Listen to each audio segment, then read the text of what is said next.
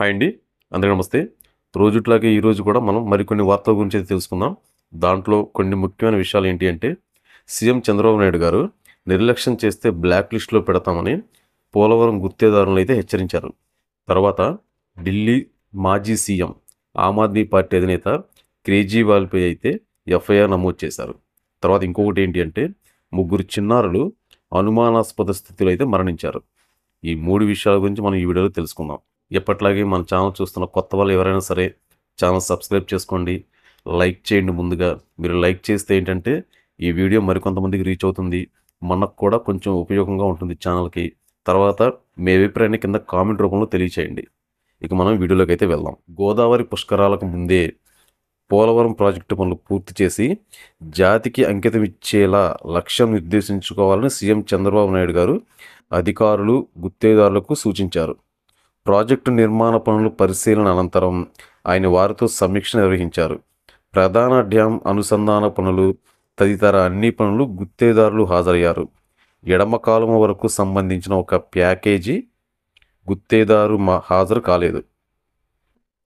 దీంతో ప్రాజెక్టు పనులు సమయానికి పూర్తి చేయకుంటే గుత్తేదారులను బ్లాక్ లిస్టులో పెట్టేందుకు వెనుకాడమని సీఎం చంద్రబాబు నాయుడు గారు ఆగ్రహం వ్యక్తం అయితే చేశారు. అంటే ఈరోజు చంద్రబాబు నాయుడు గారు ఒక మీటింగ్ అయితే నిర్వహించారు.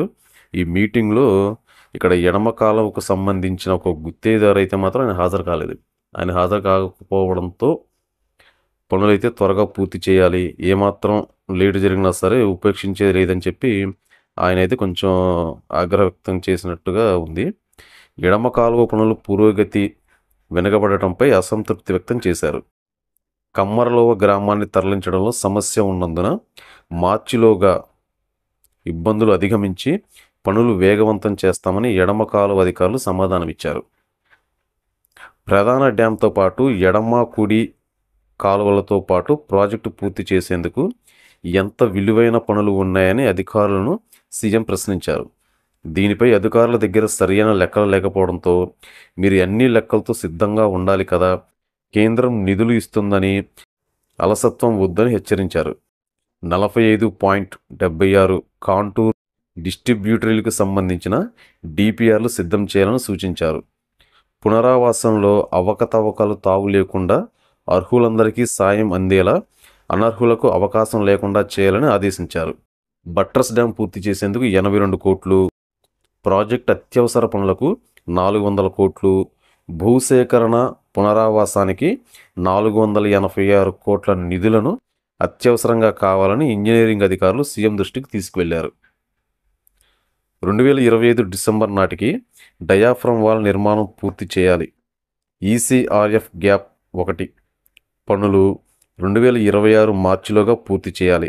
గ్యాప్ 2 పనులు 2027 డిసెంబర్ నాటికి పూర్తి చేయాలనే లక్ష్యంగా ఉన్నాం. పుష్కరాల కంటే ముందే 2027 ఏప్రిల్ నాటికి పూర్తి చేయాలి.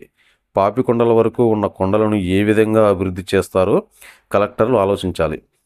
పర్యాటకుల సౌకర్యంగా ఉండేందుకు పోలవరం దగ్గర ఓ రోడ్డు, వంతెన పర్యాటకులను ఆకర్షించేందుకు ప్రాజెక్టు దగ్గర యూనిక్ వంతెన నిర్మాణంతో పాటు ఆయా ప్రాంతాల్లో హోటళ్లు అభివృద్ధి చేయాలి అని చంద్రబాబు నాయుడు గారు అధికారులను అయితే ఆదేశించారు.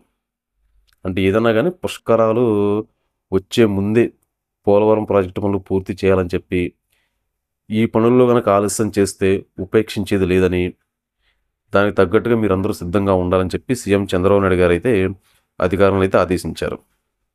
తర్వాత ఇంకొక న్యూస్ ఏంటంటే, ఢిల్లీ మాజీ సీఎం కేజ్రీవాల్పై ఎఫ్ఐఆర్ అయితే నమోదైంది. దానికి సంబంధించి మనం తెలుసుకుందాం. ఆమ్ ఆద్మీ పార్టీ అధినేత కేజ్రీవాల్పై ఎఫ్ఐఆర్ నమోదైంది. ప్రజాధనాన్ని దుర్వినియోగం చేశారనే ఆరోపణలపై పిటిషన్ దాఖలైన నేపథ్యంలో ఆయనపై కేసు నమోదు చేయాలని ఇటీవల ఢిల్లీ కోర్టు ఆదేశించిన సంగతి మనందరికీ తెలిసిందే. ఇందులో భాగంగా ఢిల్లీ పోలీసులు కేజ్రీవాల్పై ఎఫ్ఐఆర్ నమోదు చేశారు.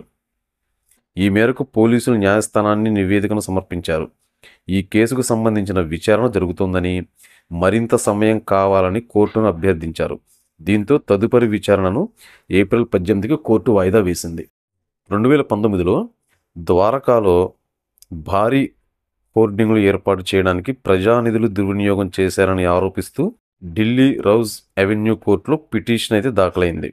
ఈ వ్యవహారంలో కేజ్రీవాల్ సహా ఇతరులపై ఎఫ్ఐఆర్ నమోదు చేసేలా ఆదేశాలు ఇవ్వాలంటూ పిటిషనర్ న్యాయస్థానాన్ని కోరారు.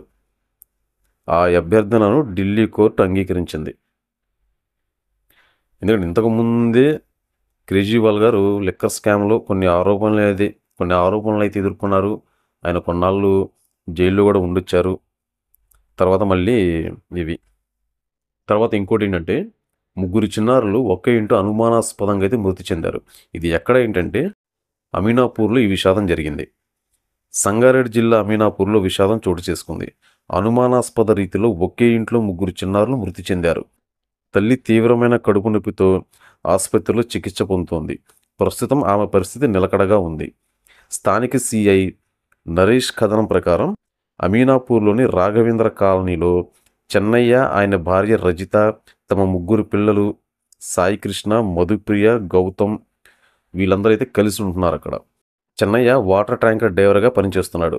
గురువారం రాత్రి 9 గంటల సమయంలో భార్యాభర్తలతో పాటు ముగ్గురు పిల్లలు ఇంట్లోనే భోజనం చేశారు. చెన్నయ్య అన్నం పప్పు తిన్నాడు. భార్య, ముగ్గురు పిల్లలు పెరుగన్నం తిన్నారు. భోజనం తర్వాత చెన్నయ్య ట్యాంకర్ నడిపేందుకు చందానగర్ వెళ్ళాడు. రాత్రి 11 గంటల ప్రాంతంలో తిరిగి ఇంటికి వచ్చాడు. రాజీత తలుపులు తెరవగా పిల్లలు నిద్రపోతున్నారు. శుక్రవారం తెల్లవారుజామున 3 గంటల సమయంలో రాజీతాకు తీవ్రమైన కడుపు నొప్పి రావడంతో స్థానికుల సహాయంతో చెన్నయ్య ఆమెను ఓ ప్రైవేట్ ఆసుపత్రికి తరలించారు. ఆ తర్వాత పిల్లలను పరిశీలించగా అప్పటికే ముగ్గురు మృతి చెందినట్లు గుర్తించారు. దీంతో ఈ ఘటనపై అనుమానాలు వ్యక్తమవుతున్నాయి.